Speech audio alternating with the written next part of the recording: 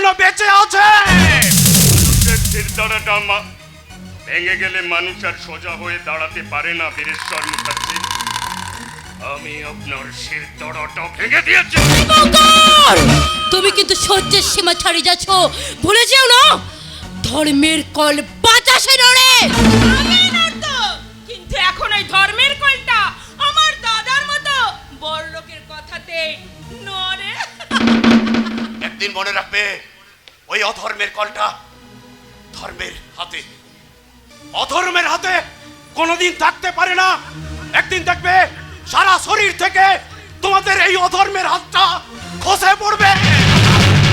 তুমি শান্ত, এত উত্তেজিত হয়ো না। আরে বলতে দিন, অসুবিধার কিছু নেই, মন খুলে বলতে দিন। না না না দীপঙ্কর না, বাবাকে কথা বলেও না।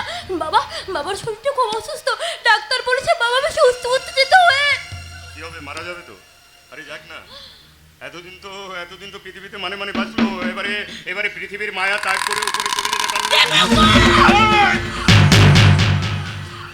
একদম চিৎকার করবে না, কারণ উঁচু আওয়াজ আমার একদম পছন্দ লাগে না। সোনামণি রানী, তোমার সাথে আমার কথা আছে ডার্লিং। আরে বাবা, তোমার বাবার শরীর খারাপ, তোমার বাবা আমার গাড়ি বসে বসে গিলছে, সঙ্গে তোমার মা। তারপরে এত ডাক্তারি খরচা, এই টাকাগুলো কোথায় পাবো বাকি?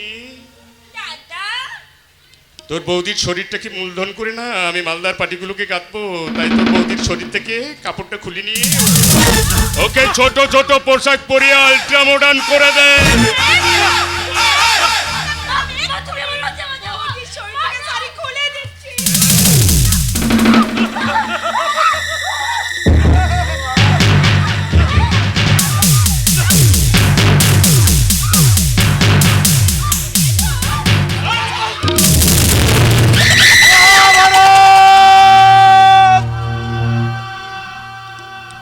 শুরু হয়ে গেল এক নতুন মহাভারত।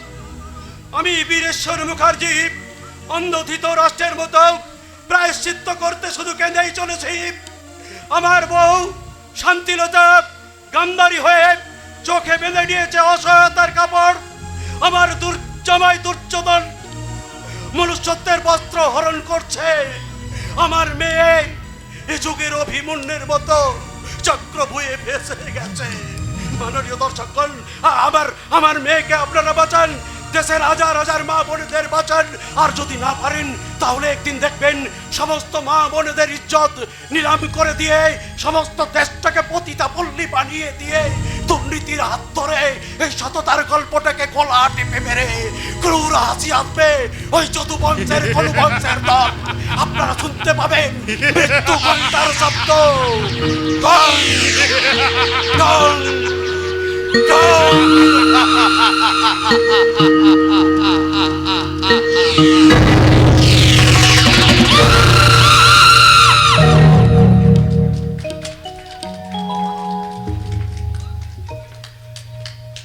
সুধী দর্শক মণ্ডলী ও শ্রোতাগণ, আজকের এই সুন্দর স্বর্ণালী সন্ধ্যায় এক সুন্দর নৃত্য পরিবেশন করতে আসছে রাজা।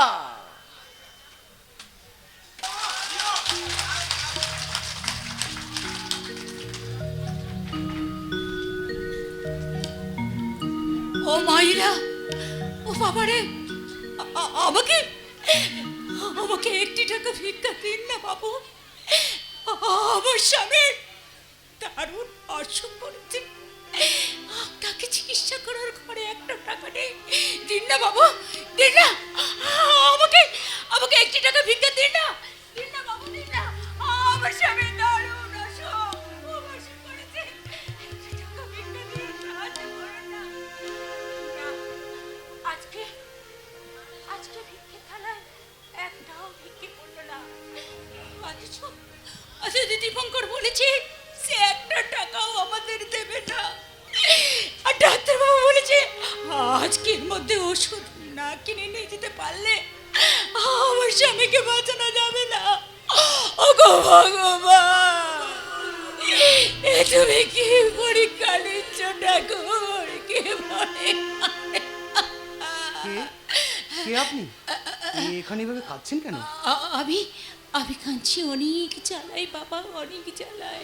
কিন্তু তুমি কে বাবা? আমি আমি দাদা। আমার ভাই একটা বিশাল জায়গায় আজ ইন্টারভিউ আছে, তাই তাই আজ আমরা এখানে কালী মন্দিরে পুজো দিতে এসেছি।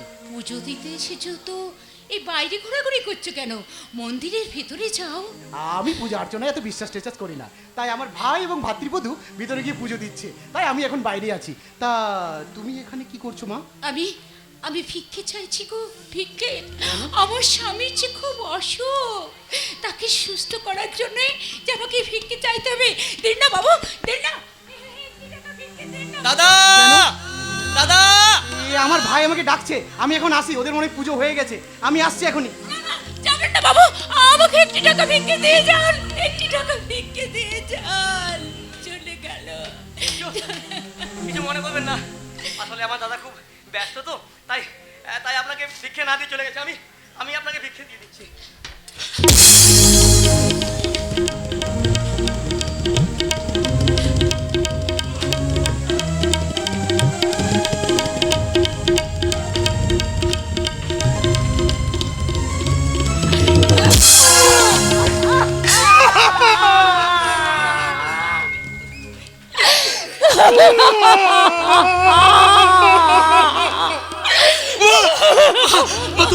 তুমি ভিক্ষে করছো মা?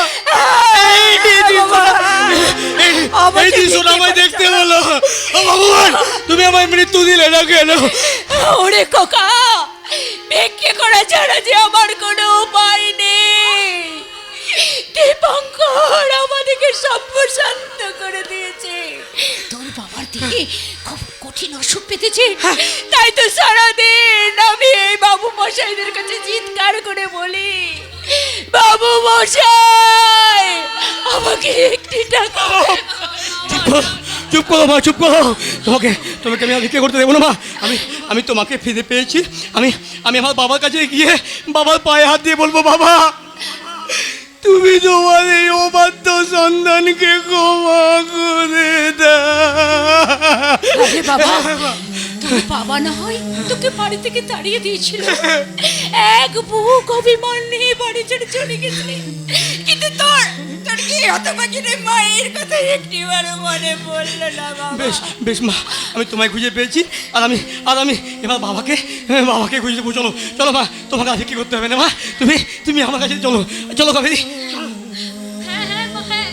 ঈশ্বরের কৃপা একবার যখন আমরা আপনাকে ফিরে পেয়েছি, তখন দেখবেন আবার সব কিছু আগের মতো হয়ে যাবে। কারণ স্বয়ং ঈশ্বর যা করেন তা মঙ্গলের জন্য। হ্যাঁ হ্যাঁ বৌমা, হ্যাঁ তুমি ঠিক বলেছ। স্বয়ং ঈশ্বর যা করে তা মঙ্গলের জন্যই করে। তাই তো আমি ভিখারির মতো ওই ঈশ্বরের কাছে হাত পেয়েছি, তো ভিক্ষে চেয়েছিলাম। অথচ আমার কথা শুনে আমার বংশের প্রদীপকে আমার কোলে ফিরিয়ে দে। আমার ইচ্ছে পূর্ণ করেছে মা, আমার ইচ্ছে পূর্ণ করেছে। চলো চলো।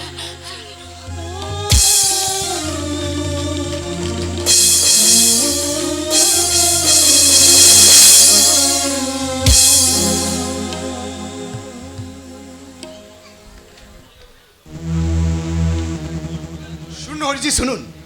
আমার ভাই না, আমার ভাই সত্যিই খুব ভালো গান, নাচ এবং অভিনয় করে। আমার পরিবর্তে এই আগামী আপনার বাংলা সিনেমায় ওকে একটা সুযোগ করে দেখুন। বাংলার মানুষ ওই ছবি লুফে নেবে। ঠিক আছে, যখন এই তোমার ভাইকে একদম তো নেয়া শিল্পী আছে না, পাছে কুছ গড়বড় করে ফেলে। কোনো গড়বড় করবে না। আপনি একটা সুযোগ করে দেখুন। আমার ভাই আপনার মান রাখবেই। ঠিক আছে, যখন কালো রুপিয়া সমাজ করতে এখানটায় নাম লিখালাম, তোমার মতো দিগ্গজের কথা তো আমাকে জরুর খেয়াল রাখতেই হবে। কিন্তু তোমাকে তো আমি আগেই বলেছি, এই যুগটা তো গিফট অ্যান্ড টেকের যুগ। কুছ দাও আর কুছ নাও। তোমার ভাইকে হিরো করার চান্স করে দেবে, তার বদলে তুমি একটা ফের দেবে, একটা নেয়া সুন্দরী। মনে আছে হরিজি, তো হোটেল মনে আছে। অনুষ্ঠানে 14 নম্বর রুমে ছুটি লাগে আমার কথা ছিল, তুমি এনেছো কি? হরিজি, আমি জীবনে কোনোদিন অন্যায়ের সঙ্গে আপোষ করিনি। এই প্রথমবার আমার ভাইয়ের ভবিষ্যতের কথা ভেবে আমাকে অনেক বড় একটা অন্যায় করতে হলো। আমাকে এতটা নিচে নামতে হলো। কি করেছো কি তুমি? আপনার ফুর্তির কথা ভেবে আপনার জন্য মেয়ে খুঁজতে খুঁজতে আমাকে পৌঁছাতে হয়েছিল এক দালালের কাছে। দালাল! আর আমি সেই দালাল। আরে বাবা, সুরেশ বাবুর ভাইকে নায়ক তৈরি করার জন্য সুরেশ বাবুর কোথায় আপনার জন্য নিয়ে এসেছে একটা ডানা কাটা পরি, সবকিছু টাকার জন্য। আপনি এসে গেছেন দীপঙ্কর বাবু? এই বলছিলাম সব কিছু বুঝিয়ে সুঝিয়ে দিয়েছেন তো? আরে বাবা, মানে শুধু কোনো মুখের গড়বড় কথা- হবে না তো? শুধু মুখের কথা নয়, আমি আমার হাতের চাবুক দিয়ে বুঝিয়ে দিয়েছি, কিন্তু আমার মাল্লুটা হ্যাঁ হ্যাঁ হ্যাঁ হ্যাঁ।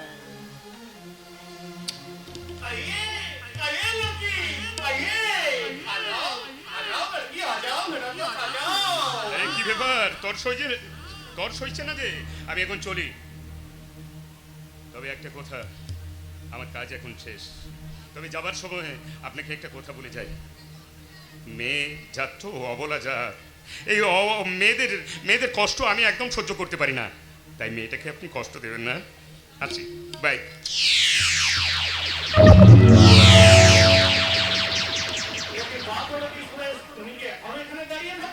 না না, আমিও চলি, আমিও চলি।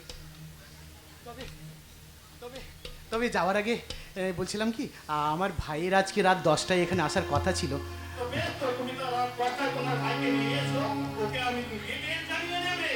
আচ্ছা, অনেক অনেক ধন্যবাদ হরিশি, অনেক অনেক ধন্যবাদ।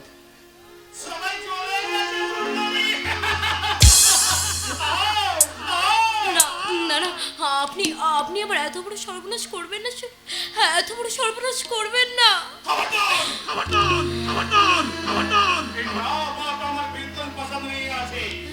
একে একে আপনার হাতে পিস্তল?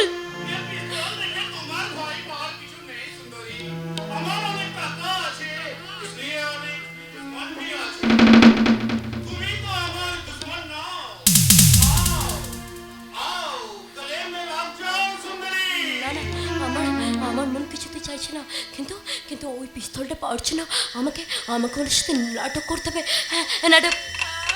আমি বলছিলাম কি করেছি, আমাকে কেমন লেগেছে আপনার?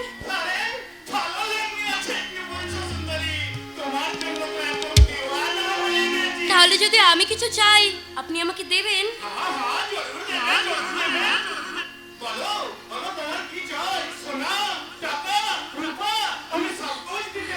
না না, আমার ওসব কিছু চাই না, আমার চাই আপনার হাতের পিস্তলটা।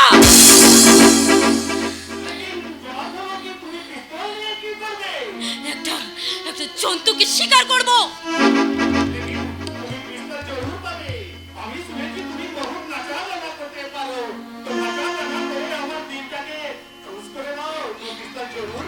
করব করব, আপনি যখন আমার কথায় রাজি হয়েছেন, আমিও আমিও আপনাকে খুশি করার জন্য বলবো, প্রিয়া তু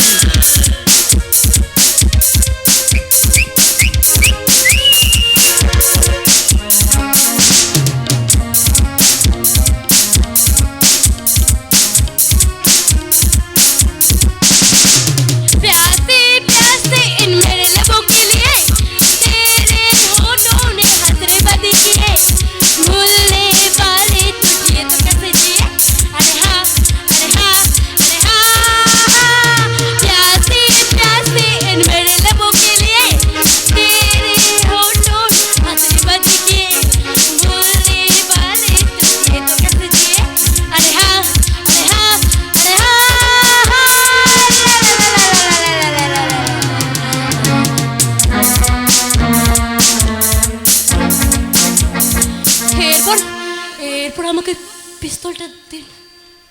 हाँ जरूर देवे तुम्हें तो एकदम दिलटा खुश करे दिए छो ये लो लड़के तेरा पिस्तल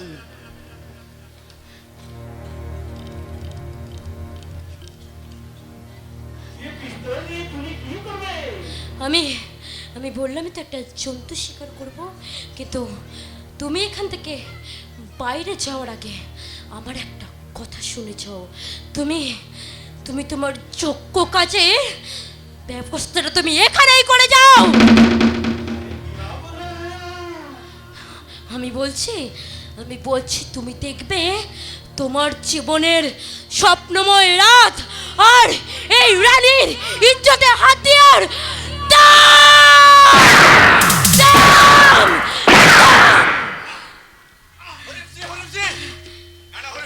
তুমি এভাবে মরে গিয়ে বেঁচে যেতে পারো না। তোমার জন্য শিল্পপতি বীরেশ্বর মুখার্জির সোনার সংসারটাই শ্মশানে পরিণত হয়েছে।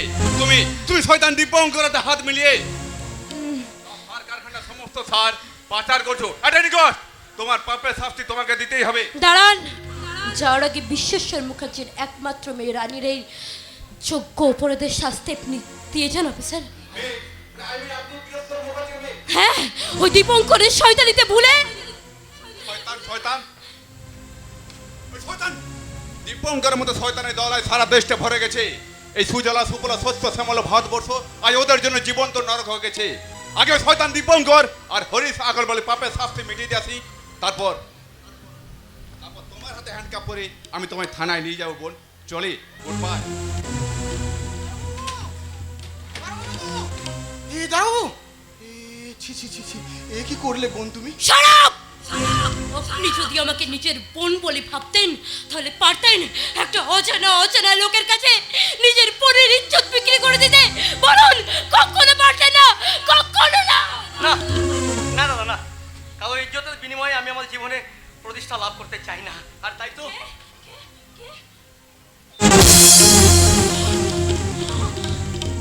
রানী বোন আমার আসবি না, তোরা কেউ আমার কাছে আসবি না। আমি নষ্ট হয়ে গেছি দাদা, তোরা কেউ আসবি না। তোরা কেউ এগিয়ে এলে আমি নিজের জীবনে দিয়ে দেবো। আমি এখানে বাঁচতে চাই না দাদা, আমি বাঁচতে চাই না। ওই দীপঙ্করকে শাস্তি দে, আমি বাঁচতে চাই না দাদা। চলে যা, এই রানীর জীবন শেষ দাদা, এই রানীর জীবন শেষ। রাজা,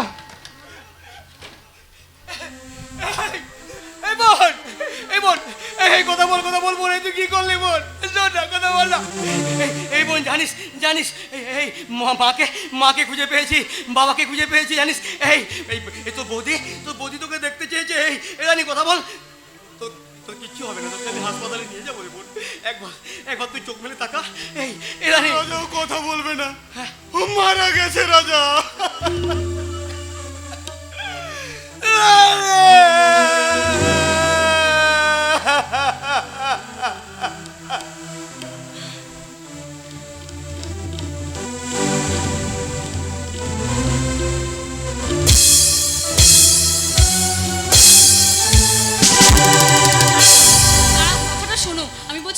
অনেক রাত হয়ে গেল, আপনার ছেলে এখন আসতে অনেক দেরি। চলুন কিছু খেয়ে নেবেন, চলুন। তাই কি হয় মা? ছেলেকে ফেলে রেখে মা কি কোনোদিন খেতে পারে? তাছাড়া তোমাদের আপনজনকে সবাইকে পেয়ে আমার খেতে তৃষ্ণি সব চলে গেছে, কিন্তু মঙ্গল আর অভিনীকে দেখতে পাচ্ছি না।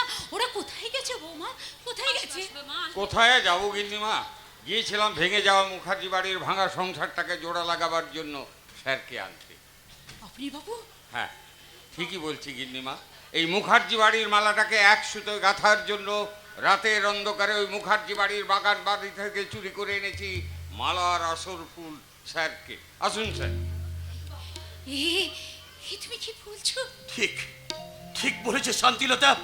আমার চেতনার মৃত্যু হওয়ার আগে এই অবনী আর মঙ্গল আমাকে দীপঙ্করের আস্তানা থেকে চুরি করে নিয়ে এসেছে। অবনী তুমি আমার ভাইয়ের মতো। ওই দীপঙ্করের চক্রান্তে বলে আমি তোমাকে জোর অপবাদ দিয়ে তাড়িয়ে দিয়েছিলাম। আমি জানি অবনী তুমি কখনো চুরি করতে পারো না, কিন্তু আজ বলছি তুমি চুরি করবে। হ্যাঁ তুমি চুরি করবে। ওই দীপঙ্করের আস্তানা থেকে আমার রানীমাকে তুমি চুরি করে নিয়ে আসবে।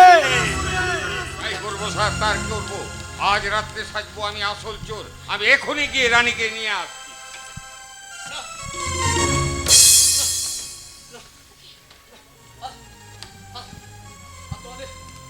আর তোমাদের কাউকে কোথাও কোথাও যেতে হবে না। এই দেখো আমি আমার রানীকে নিয়ে এসেছি। কি কি হয়েছে আমার রানী? রানী রানী কথা বলছিস না কেন? কথা বল, কথা বল। কথা বলবে না মা, কথা বলবে না। আমাদের বোনটা আমাদেরকে ছেড়ে দিয়ে অনেক দূরে চলে গেছে। বল বল কথা বল, তুই যা বললি সব মিথ্যে, মিথ্যে। এই ঈশ্বর, এই মুখার্জি বংশটাকে জোড়া লাগানোর জন্য আমি এত দূর থেকে ছুটে এলাম। আমি আর রানীমাকে বেরাতে পারলাম না। ওরে মা, ওরে রানীমা, তুই একবার কথা বল মা, তুই একবার কথা বল। খবরদার খবরদার মাননীয় বীরেশ্বর মুখার্জি, শুধুমাত্র আপনার কয়েকটা ভুলে আমার ফুলের মতো বোনটাকে অকালে ঝরে যেতে হলো। রাজা তুই কি কথা বলছিস রাজা? তুমি জানো না মা, তুমি জানো না এই লোকটা একটা শয়তান। তুমি জানো মা, মা এই লোকটা আমারও বাবা, এই লোকটা ওই সুরেশের দাদারও বাবা। এই দাদা, তুই চুপ করে আছিস কেন? তুই যা, তুই ওই পূজনীয় বৃত্তিদেবের কাছে জিজ্ঞাসা কর। তোর পরিচয়টা তুই জিজ্ঞাসা কর। যা। ঈশ্বর, আজ তুমি আমাকে কোন প্রশ্নের মুখে ফেললে ঈশ্বর? আমি আমার সন্তানদের কাছে কি উত্তর দেব? কি উত্তর আপনাকে দিতেই হবে মিস্টার বীরেশ্বর মুখার্জি। কি দোষ করেছিল আমার মা? কি দোষ করেছিলাম আমি? কেন কেন আপনি আমাকে সন্তান স্নেহ থেকে বঞ্চিত করেছিলেন? উত্তর দিন, উত্তর দিন, উত্তর দিন। ওই কেনর উত্তরটা দেওয়ার জন্য আমি তোদেরকে পাগলের মতো খুঁজে বেরিয়েছি রে বড় খোকা, কিন্তু কোথাও তোদের খুঁজে পাইনি। আজ তো পেয়েছেন। আজকে জানতে পারি ওই কেনর উত্তরটা। আজকে জানতে পারি কেনর উত্তরটা। বলবো সেই কেনর উত্তরটা আজকে আমি বলবো। শোন বড় খোকা, শোন রাজা, তোদের মা শান্তিলতা আমার মাস্টার মশাইয়ের মেয়ে, ওদের বিয়েতে আমি নিমন্ত্রিত হয়ে গিয়েছিলাম, কিন্তু বরপক্ষকে বরপণ না দেওয়াতে ওই বরপক্ষ বরকে বিয়ের আসন থেকে তুলে নিয়ে চলে যায়। সারা বাড়িটা মাস্টার মশাইয়ের শকার্ত চিৎকারে স্তব্ধ হয়ে যায়। আর ওই শান্তিলতা নিজেকে লগ্ন প্রচার হাত থেকে রক্ষা করার জন্য আত্মহত্যা করতে যাচ্ছিল। আমি তখন নিজেকে ঠিক রাখতে পারি না। ওই মাস্টার মশাইয়ের শকার্ত কান্না আর একটা মেয়ের যন্ত্রণা আমি আর সহ্য করতে পারিনি রে। তখন আমি আর নিজেকে ঠিক রাখতে না পেরে দ্বিতীয়বার ওই শান্তিলতাকে বিয়ে করেছি। বাবা, তুমি এত মহান বাবা, তুমি ক্ষমা করে দাও বাবা। আমাদের তুমি ক্ষমা করে দাও বাবা। না জেনে তোমাকে আমরা অনেক কথা বলেছি। জানিস, তোদের মা একবারের জন্য কিছু বললো না, তোকে নিয়ে কোথায় চলে গেল? আচ্ছা তোরা বল, আমি কি দ্বিতীয়বার ওই শান্তিলতাকে বিয়ে করে আমি কি কম অন্যায় করেছি? বল বড় খোকা, বল রাজা, বল বল বল বল। তুমি কোনো অন্যায় করো না বাবা। অন্যায় করেছি আমি বাবা, পাপ করেছি আমি। আমার ভুলের জন্য এই ফুলের মতো বোনটা শেষ হয়ে গেছে। হে ভগবান, কি পাপের শাস্তি আজ আমাদের দিচ্ছ ভগবান। মহা পাপ করেছি আমি। না আপনারা কেউ কোনো পাপ করেননি, যা পাপ করছি সব আমি আমি আমি আমি হ্যাঁ বাবা, আমি পাপ করেছি। আমার জন্য আপনার ছেলেকে এই বাড়ি ছাড়াও দিয়েছিল, আমার জন্য অকালে ঝরে গেছে রানীর জীবন। সব পাপ আমি করেছি বাবা, সব পাপ আমি করেছি। কাবেরী যাচ্ছে রে মা, যাচ্ছে ও ভগবান। কর্তাবাবু, ছোট্ট! সর্বনাশ হয়ে গেছে, কর্তাবাবু সর্বনাশ হয়ে গেছে। কি হয়েছে, কি সর্বনাশ হয়েছে? কাবেরী দিদি, কাবেরী, কি হয়েছে, কাবেরী? কাবেরী, কি হয়েছে? কাবেরী দিদিকে কয়েকজন তুলে নিয়ে গেছে। কে তুলে নিয়ে গেছে? কোথায় কোথায় সে? রাজা, রাজা, আর দেরি নয়।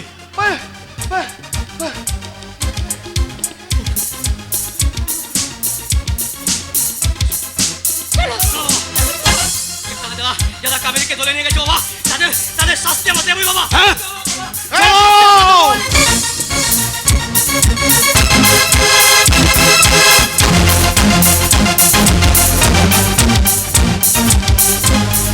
পালিয়ে যায়।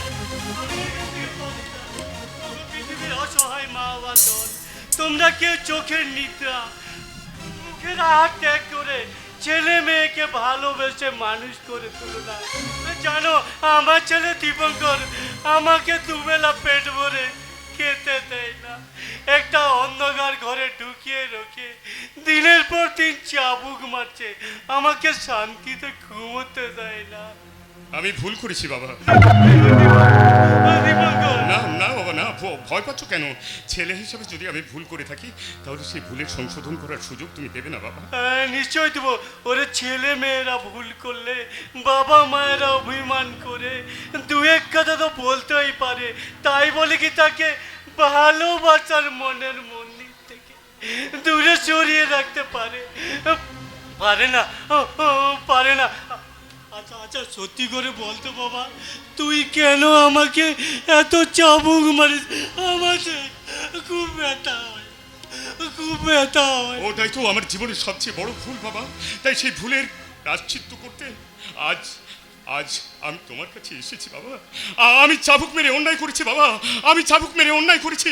তাই আমি যত চাবুক মেরেছি তুমি তুমি আমার সেই চাবুক মেরে আমাকে আমাকে আমাকে বদলা নাও বাবা, বদলা নাও। আমি তোমার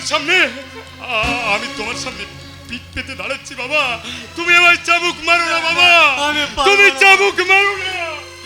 আমি পারবো না বাবা, আমি তোকে চাবুক মারতে পারবো না।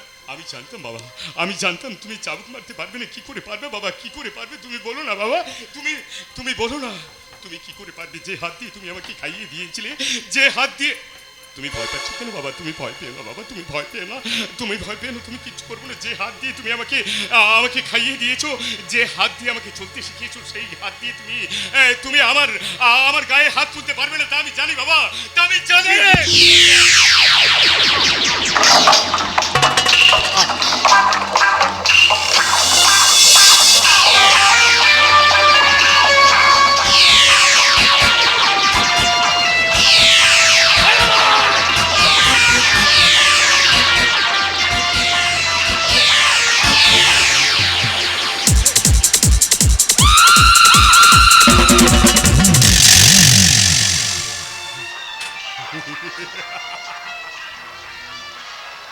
রাজাকে আমি আমার এক পা করে আমার সৌভাগ্যের উচ্চ শিখরে উঠতে চলেছি।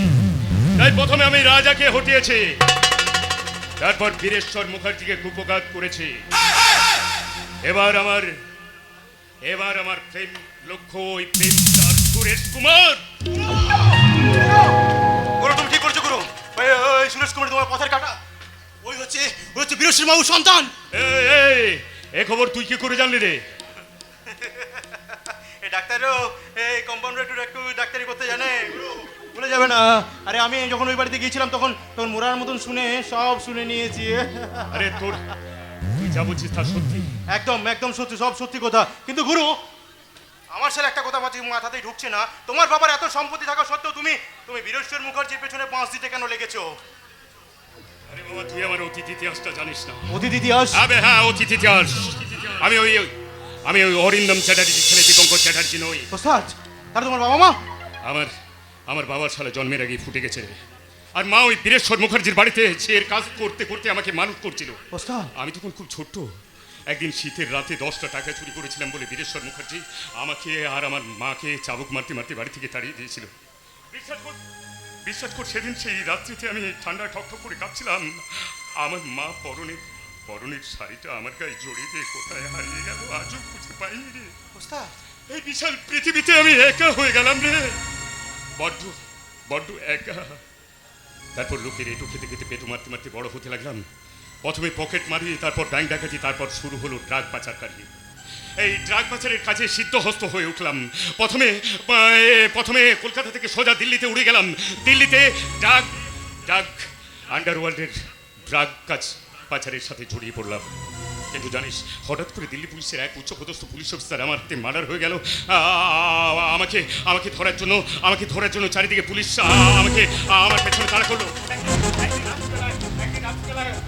একদিন রাত্রিবেলায় আমি ওই ইঞ্জিনিয়ারিং পাঁচির চোখে একটা অন্ধকার ঘরে ঢুকে আলো জ্বালাতে দেখলাম হুবহু আমার মতো একটা ছেলে। বাস মাথায় বুদ্ধি খেলে গেল।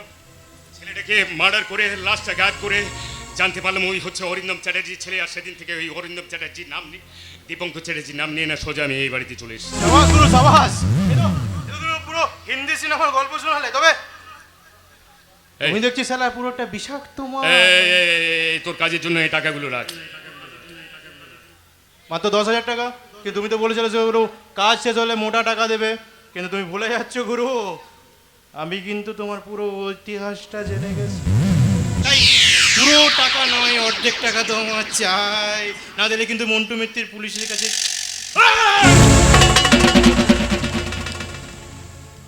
তুই আমাকে চিনিস না, আমি শালা জাত হারামি। তোকে সরিয়ে দিতে 1 মিনিট সময় লাগবে না। 1 মিনিট, যা।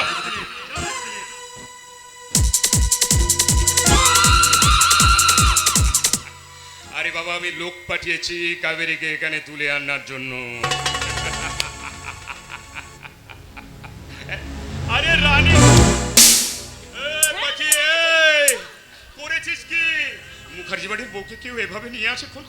আরে কেন আনবো না? সালি গোডাউনের সামনে ছিল, কিছুতে আসছিল না, তাই পিস্তল দেখে মুখের বাঁধনটা খোল। খুলছি দাঁড়াও।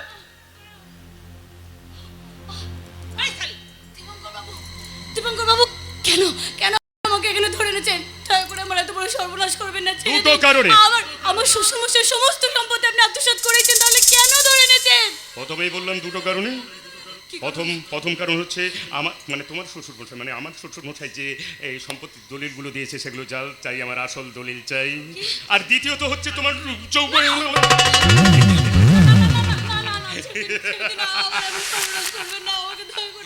কে বাঁচাবে?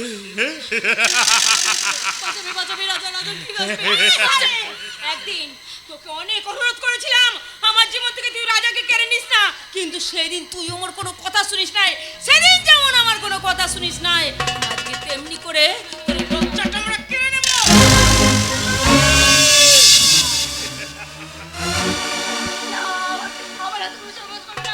আমার বৌমাকে ছেড়ে দে শয়তান, তাহলে এই বীরেশ্বর মুখার্জির হাত থেকে তোদের কেউ রক্ষা করতে পারবে না। এবার কি হবে? এবার আমার আসল দলিলগুলো দিন। এই নে।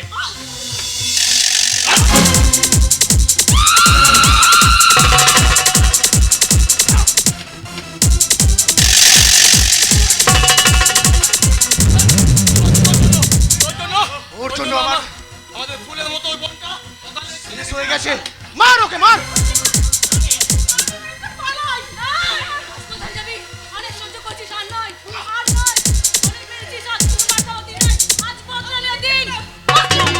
না কাবেরী না, ওকে তুমি মারবে না। ও দীপঙ্কর দাদা আসল বোন নয়, ও আসল দীপঙ্করকে খুন করেছে। হ্যাঁ বাকি দিদি, ও তোমার বাবাকেও খুন করেছে। আইন আপনি নিজের হাত তুলে নেবেন না, আইনকে আইনের পথে চলতে দিন। সত্য Bangla. CID officer inspector Srivastava. Identity card. দিল্লিতে পদস্থ অফিসার এবং ছাত্র দীপঙ্করকে খুন করার জন্য, এখানে একাধিক অপরাধমূলক কাজ করার জন্য আমি তোমাকে গ্রেপ্তার করলাম Chandan Mishra. You are under arrest officer.